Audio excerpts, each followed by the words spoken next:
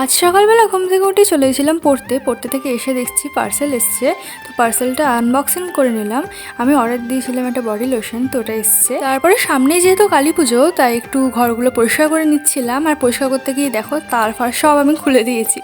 তারপরে মা বললো যে আমিই পরিষ্কার করে দিই। আমি চলে গেলাম রান্না করতে। তারপর প্রথমে পেঁয়াজ কাটতে গিয়ে আমার হাল পুরো খারাপ হয়ে গেছিলো। তারপরে একটু কান্নাকাটি করার পর আমি চলে গেছিলাম রান্না করতে। রান্না হয়ে যাওয়ার পর আমি এখানে খেয়ে নিলাম। তারপরে একটু পড়তে বসলাম, কারণ সন্ধ্যায় আজকে আমার পড়া ছিল।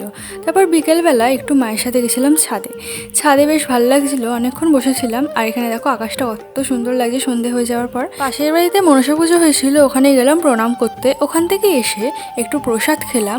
প্রসাদ খেয়ে রেডি হয়ে যাচ্ছিলাম পড়তে। এখানে দেখো মা মিষ্টি দিয়ে দিল আমাকে খাইয়ে। তারপর ওটা খেতে খেতে চলে গেছিলাম পড়তে। যাবার সময় দেখছি পুজো হচ্ছে, এখানে নমস্কার করে গেলাম। তারপরে চলে গেছিলাম পড়তে। পড়া শেষ হওয়ার পর ম্যাম খালো গাড়ুর ডাল, বেশ ভালোই ছিল খেতে। তারপরে বাড়ি এসে দেখছি মা এখানে রুটি বানাচ্ছে। মিনি ব্লগটা আজকে এখানেই শেষ করছি। ভালো লাগলে লাইক করে দিও। আজকের মতো টাটা।